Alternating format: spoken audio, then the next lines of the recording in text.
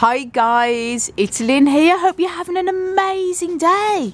Now guys, welcome to my end of November Cacti and Succulent and Houseplant collection update. And I've just walked into the Polytunnel here. And as you can see, we've got the heater. We've had to have the heater on the past few nights because it's been very, very cold here in Northern Ireland. The weather has dropped below freezing on a couple of nights, and it was 2 degrees I think yesterday. More or less during the day it was so cold, and then about 1 degree last night. But we've had the heater and it's been lovely. It's been keeping between. The temperature's been keeping between 45 and 50 degrees Fahrenheit, which has been great. So that is about between sort of 5 to 10 C. So that's been doing really well in here. The plants have been kept above their minimum requirements. And we'll start off down here in the Polytunnel. This is on the plant stand. Now this is some of the chlorophytums that we have. We have the one which is green with the lovely white stripe going on the edge. A lot of this is the more common one, which is obviously the white stripe going all the way through the middle. This is definitely the most common one you see, with the 2 green stripes and the white stripe going through the middle. And this one is the one that's all green with just the 1 stripe on the one side. So now that leaf has actually got 2 on, but most of it is just the 1 stripe there. And we have the other ones in the plant room that we got gifted the other day, and some more a mixture of Camaceras, commonly known as the peanut cactus here. These are all the Camolibivia hybrids. These are overwintering really nice. As you see, they shrivel right back down, back into real small size, nice and compact for the winter. And they're all, obviously all the plants in here are all kept totally bone dry. This one had a bad case of spider mite last year. It's making a bit of a recovery now, thank goodness. I say all the plants are all totally dry. We're not watering any of these because obviously the cold temperatures and because of the higher humidity, obviously here in Ireland, it's paramount they're kept dry. Obviously the chlorophytum spider plants are being watered, and the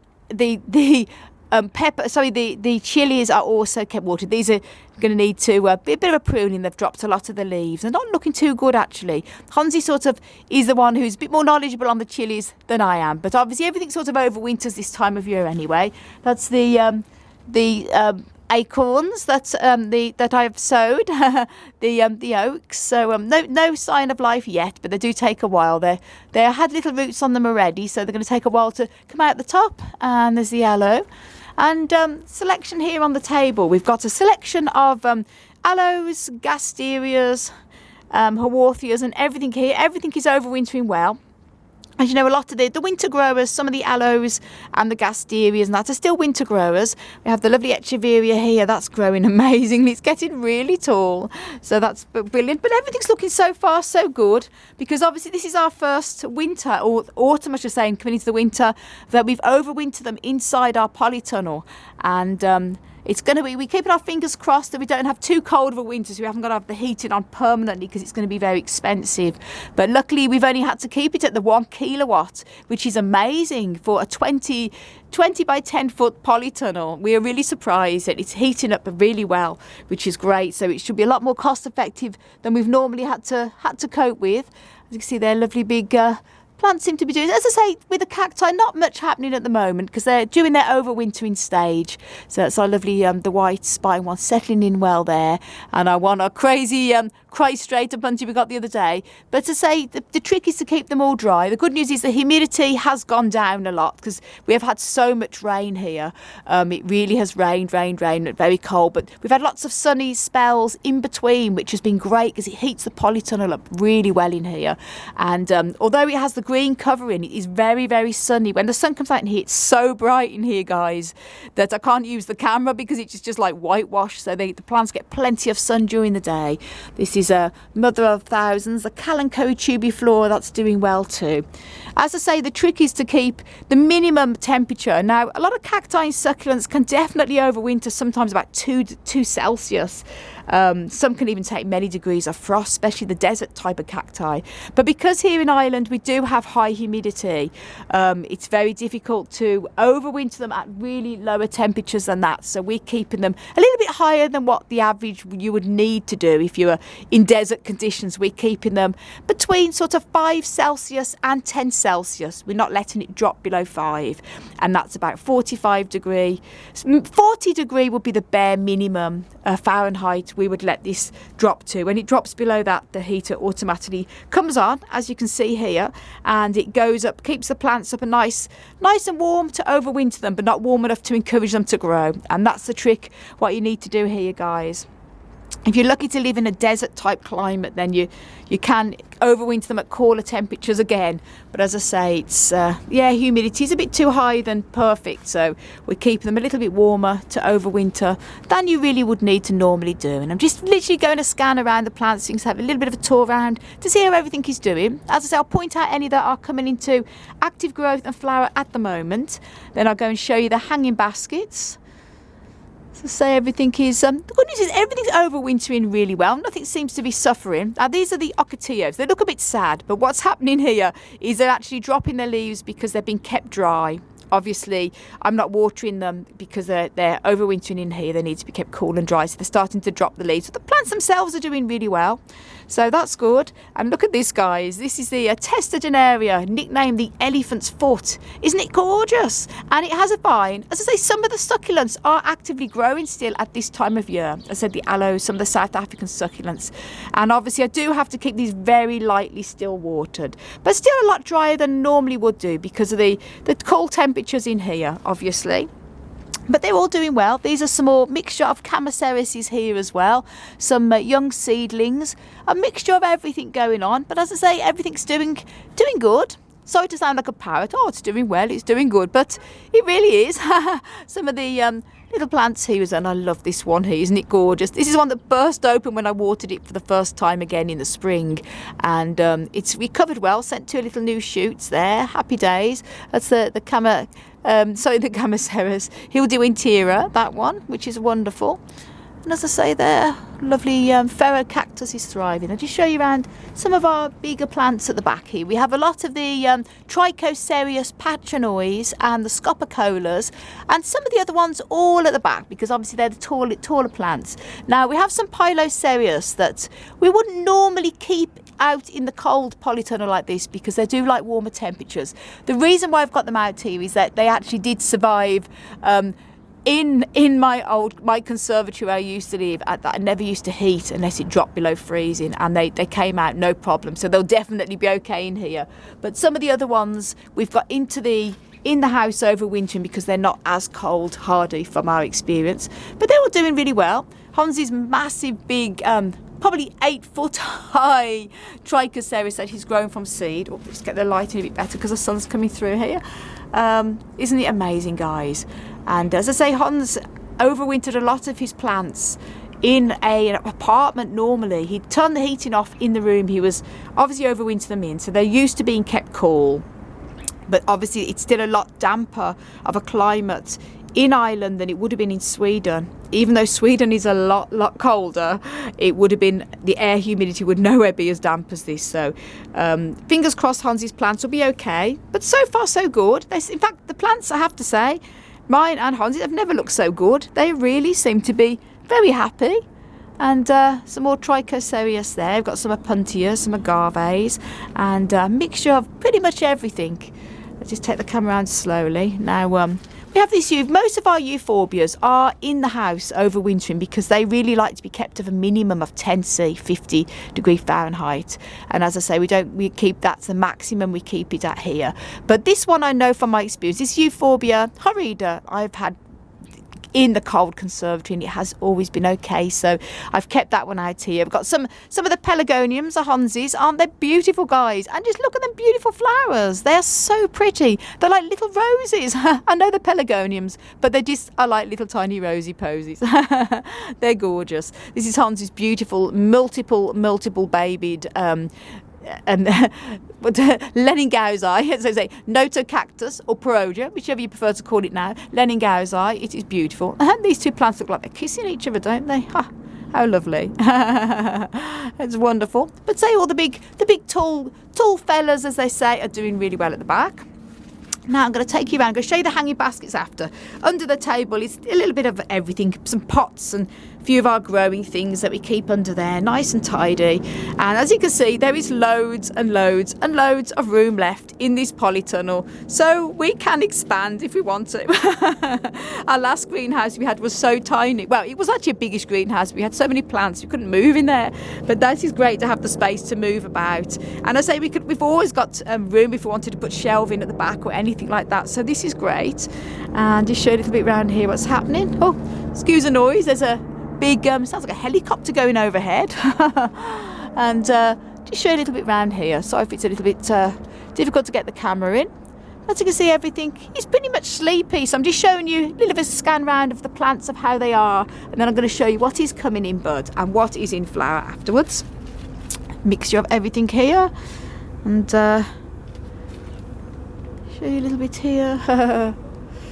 Everything. I'll try and go around with the camera, because people say you go too fast, and I'm always conscious that the video is going to go on for so long, but obviously it's something you can't do quickly, because I want you to get a good idea what's happening. Some of the echeverias are doing very, very well. And look at this is Karina's beautiful plant. As you know, I potted this up the other day, and I have to say it is absolutely beautiful. Karina, this plant that you gifted me is absolutely thriving. It's the most beautiful sedum ever. It really is. And it is actually called a sedum, sedum. And links up above to Karina's amazing channel, guys, because Fifi Orchid, she has the most beautiful orchids on there, and other plants as well, African violets, and she's just such an amazing person. So please do check her out. Links up above to her video, guys, to her channel, I should say. And thank you, Karina, for this beautiful plant. Again, it's thriving. As I say, a mixture of everything at the back. We have some Parodia magnificas. We have 3 different types here. This is my Parodia magnifica, and yeah, these are actually 2 different ones. One is, I think it's a Warsaw or something. It's a cross with the traditional magnifica. This is Hans's beautiful magnifica again, and one of the other ones I've had for many years here. So it's lovely that all 3 of them together, like a little happy family. And here, that's great. And it's a mixture of succulents that we have all at the front here, a mixture of everything. Some crassulas. This one, I love this variegated form. And everything here. And we're going to have a great fun time in the spring. We can't wait to get repotting, because obviously this time of year is not the best to repot unless it's an emergency, and I always so itching to carry on repotting the plants and stuff, and it's just you can't, because you just have to let them be and let them overwinter, and the less you fuss over them this time of year, the better, really, to be honest with you. So as I say, some Tephro cacti here, a few different types here, and look at that, aren't they cool, aren't they, guys? And some echeverias. These are overwintering fantastic. As I say, they still sort of grow this time of year. This one's had a little baby, isn't it gorgeous? So that's going to be able to be attached and potted up in the springtime. It's lovely to see. I love it when the plants have babies. So everything's doing very well here. So that's that. And then I'm going to show you onto the, as you can see, the temperature there is 45 degrees Fahrenheit, which is possibly about 7 Celsius, so it's well above the minimum, which would be 4. So we're okay. I haven't got the heating on at the moment, and it's colder than that outside, but the sun coming through is heating up the polytunnel a dream, which is wonderful. And there's some more aloes here, and it's lovely to see. All the aloes are doing really well. And then we've got the carnivores here.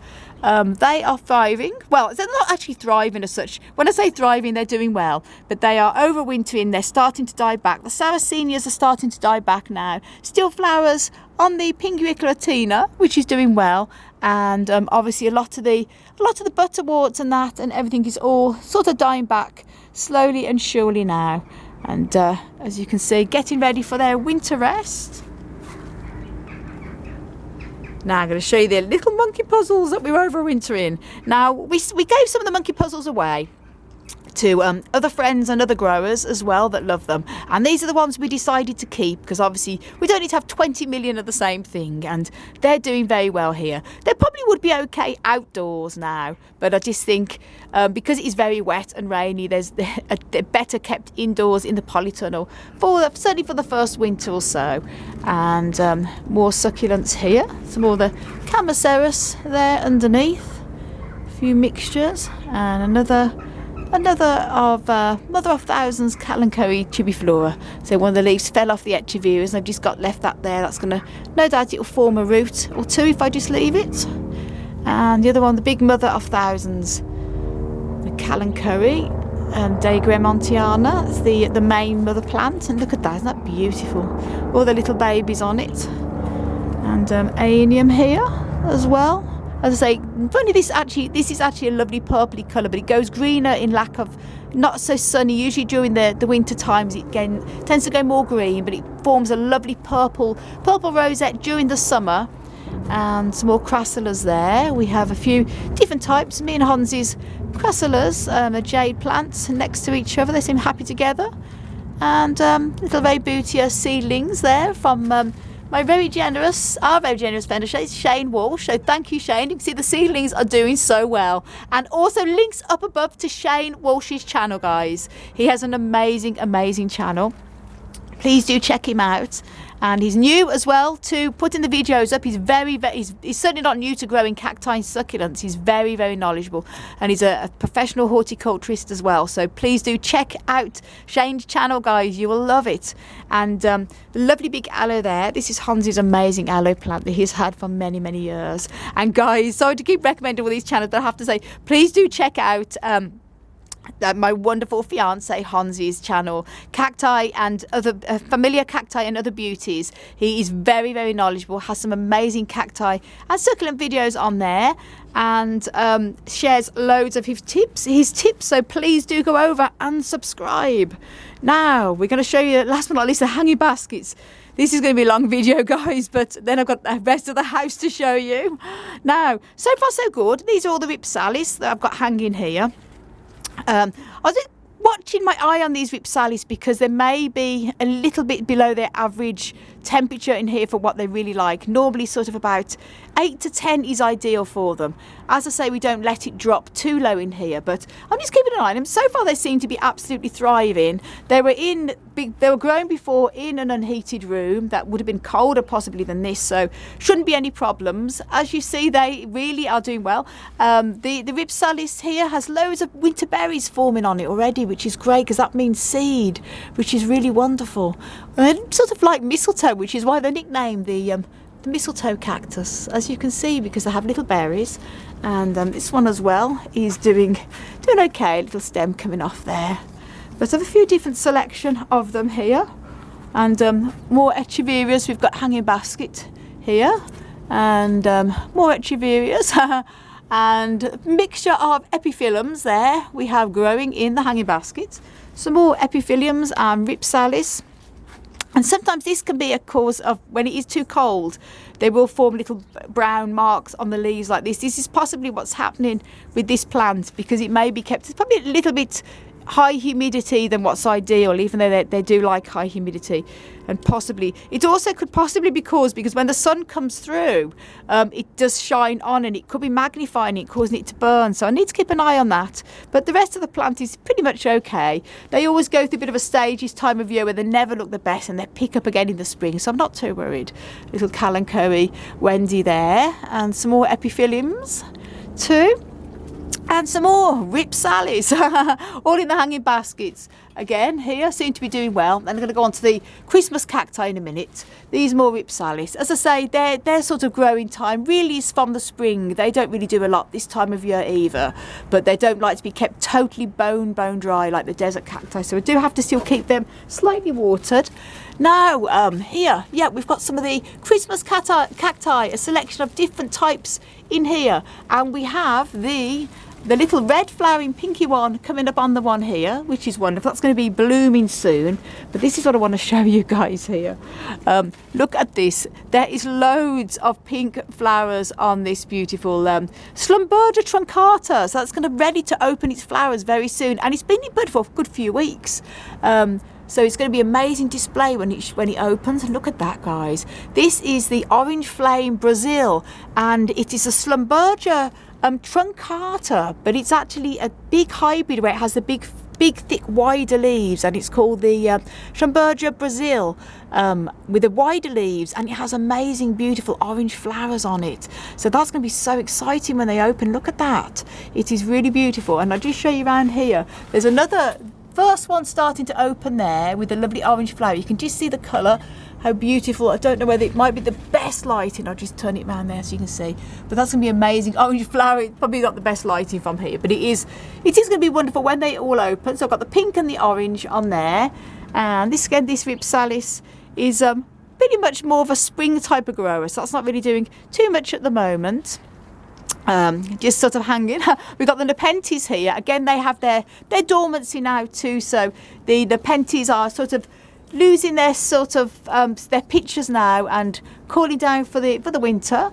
As in here, as I say, I need to keep these also at a minimum temperature of between 5 and 10 because they don't like it too cool. Again, this has been in my conservatories. They used to be very kept cold, but I am keeping an eye on them. Any signs where they look like they're suffering from cold damage, then they will be brought into the plant room. But so far so good with everything.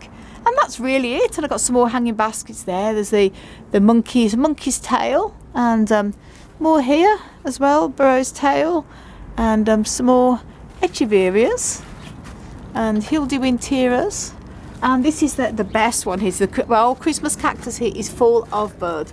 Absolutely full to the brim of beautiful orangey red buds. This Christmas cactus is probably about 60-70 years old, guys, and it's doing really well. So there you go. That's everything in here. I'm very, very pleased. Like this, we've been in this house now 2.5 months.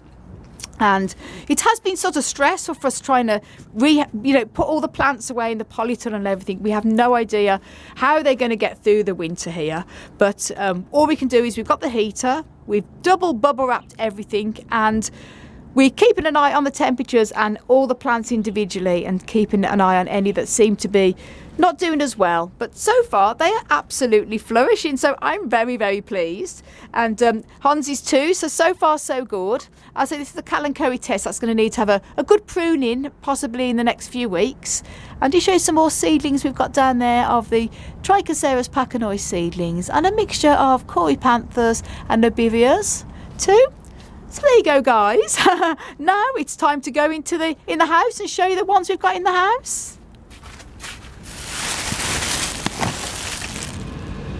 Now, guys, just before going, I'm just going to give you a quick tour of the outside succulents that we have here that we made into a little stone wall garden here the other day. And if you haven't seen that video, links up above to that video where I make the little stone wall garden. All it is, I've just put them up onto the little stone wall we have here.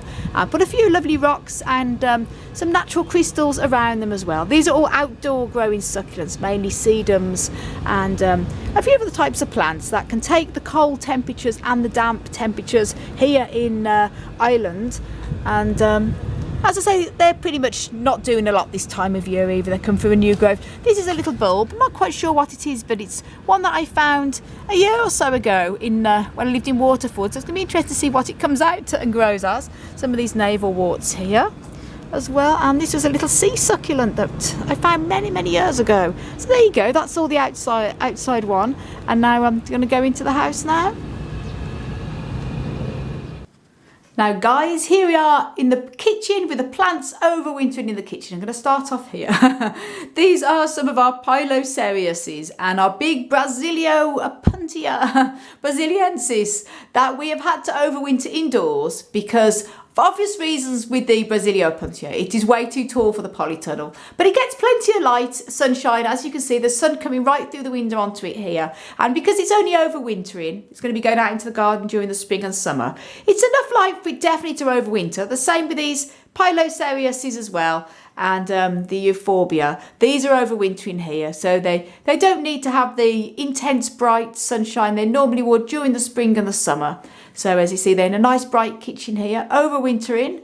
And the reason why they're in is because they're either too tall for the polytunnel or they're not cold hardy enough. They sort of need a minimum of about 10C. Now we start up here. Now we've got a lot of the euphorbias in the kitchen because, again, they're not that cold hardy and they need a minimum of between 10 to 12C, which is only about 50 to 55 degrees Fahrenheit. As I say, the polytunnel is kept between 5 and 10C. So these are aren't cold hard enough for them, for the polytunnel, I should say. Gosh, I'm talking gibberish here. But the plants here, they're doing pretty good. This is a big Euphorbia triangularis, and look at that beauty. It is gorgeous. As you can see, me and Hans are blessed with this lovely large kitchen window that is south facing, so it gets plenty of sunshine during the daytime. All the plants thrive. As you can see, there's a mixture of everything growing on here, mainly euphorbias, and we have the Pereschia, Godspeciana. This one is what we're growing for Josh, for the Grow for Josh project, for Rachel's late son, and it is thriving, it is doing really well. And also we have the lovely air plant, have a mixture of everything growing here. The Pachypodium, which is flourishing from its, recently when it had its top cut off during the summer, we had to do an emergency operation. Hans did an amazing job on it because it went dead at the top, and look at it now, it's just thriving, guys. And a mixture of everything, as you can see here. And we have, I just go back, so about the lighting, it might be a little bit speckled light coming in. It's great to see the sun, guys. And this is Hans's Cereus peruvianus. Now, it's funny because it's actually going round, it's sort of curving a bit. We're not quite sure. The plant seems firm enough, but it's gone very floppy now. I don't know if any of you are growing these plants and have experienced this before, but if you know what could be happening, let us know. It was during the house move. It sort of went almost like it's sulking a little bit, but other than that, it's okay. I mean, there's nothing wrong with it. So other than it's just sulking a bit, but it's a bit of a mystery why it's doing it. Now we have the Hans's beautiful Ceropagia here, Sansoni, absolutely beautiful. And we've done a video already on this beauty of the beautiful flowers, and look at that. It is absolutely, it's got so many more flowers coming up in bud. It's a beautiful hanging basket.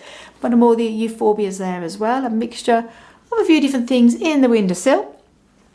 I'll just show you here, we have the Hoodia, which is in amazing bloom at the moment, and a lovely little epidendrum as well, little orchid there, and a mixture of Astapelias. Wow, the sun's coming right through. How amazing is that? So that's the kitchen window, guys. That gets amazing lots of sun all day, so we're very, very lucky with this. And I'm going to show you the plants in the living room. Guys, this is the living room, or I say Hans's music room. He has the most amazing music room, guys, and this is the plants in here. I'm going to start off with the Ripsalis Paradoxa, which we have in the hanging basket in the window here. The reason being, this one is not one of the cold hardy Ripsalis. Whenever it drops below 10C, it seems to form stem marks on the stems. So we've kept this indoors in the house, and this lovely big plant here going right across the window, it is beautiful. This is a Stephanotis floribunda, and it is incredible. Look at that. It makes an amazing, and the beautiful white flowers on it in the summer. Oh, it is just gorgeous. And again, we have the philodendrons there doing really well, and the ficus, commonly known as the rubber plant, all making a remarkable recovery. And the Schlumbergers, not Schlumbergers, Scheffleras. Gosh, I've got Schlumberger on the brain. Scheffleras. The Scheffleras are doing amazing. Now, Hans cut these plants down when we moved house, because obviously to fit them in the van and in the new home. And he did an amazing video on how to bring your old plant friends with you when you move house, because so many people think they have to leave their plants behind if they get too tall when they move house. But Hans cut these down, and not only by cutting back the plant does it improve the plant's health, but it saves on space. And now we've got loads of lovely cuttings too. But they're doing so well, guys. So links up above to that video that Hans made. And watch out for an update video he's going to be doing of how it looks now. As you can see, they look amazing. And the cuttings Hans took are doing absolutely brilliant. So we have a lot more plants, which is wonderful. So that's the amazing plant window here. Now I'm going to show you the plants in the plant room.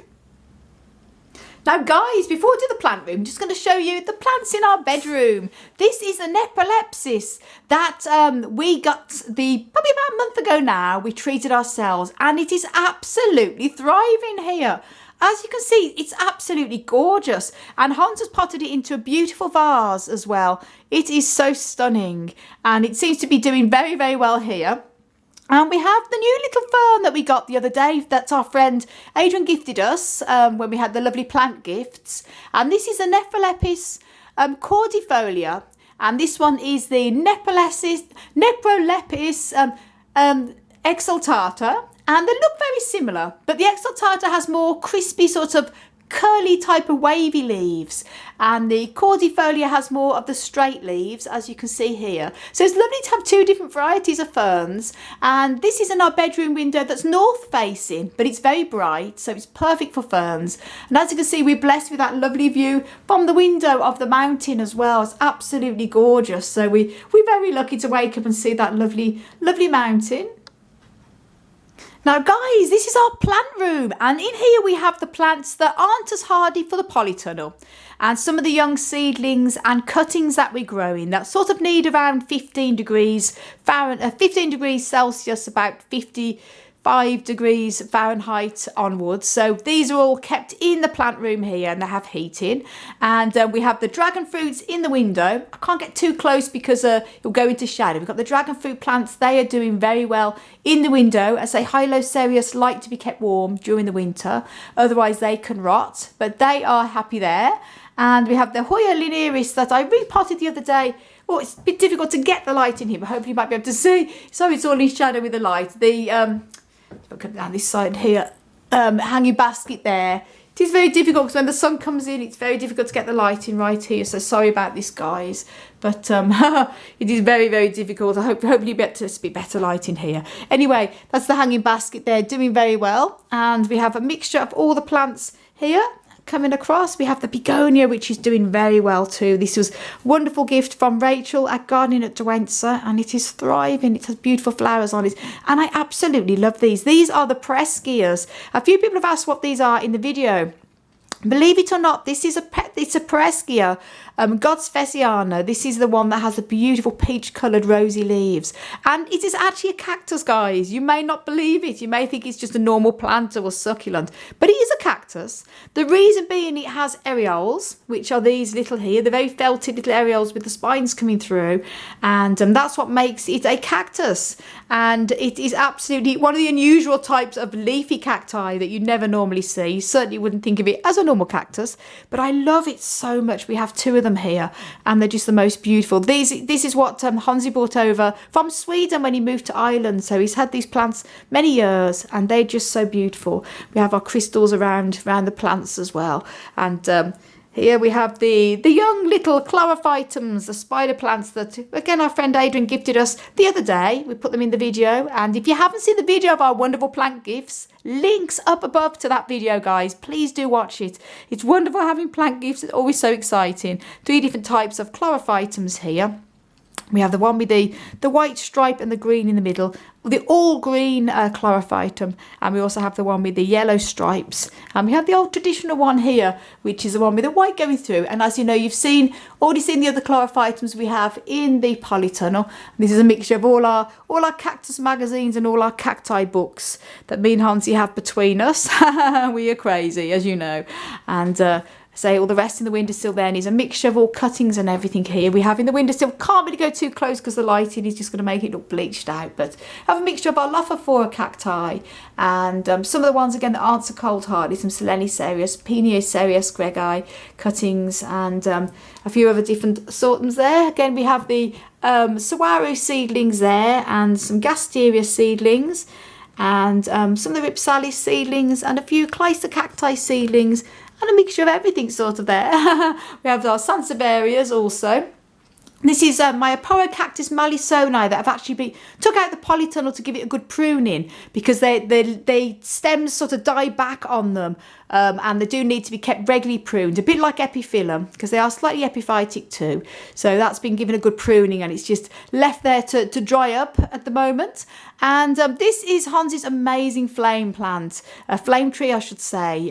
It is gorgeous. Look at the leaves on that, guys. It is a beauty. And we cut it back obviously to move house, because it was very, very tall there. And this is all the new growth in 2.5 months, so it's got lovely new baby leaves coming on it. Absolutely beautiful, really, really healthy, thriving. So so far so good, guys, and the plants seem to be settling in well. As I say, it's been 2.5 months now since me and Hansi moved from Waterford, which is the southeast of Ireland, up to Northern Ireland. And obviously it's not as sunny up here, and it's certainly a lot damper, but we love Belfast. And the plants seem to be happy enough anyway, so far so good. And I can only just imagine, if the plants are doing so well now at this time of year, coming up to the winter, they are going to be absolutely thriving in the spring. So it's all good news and exciting to see.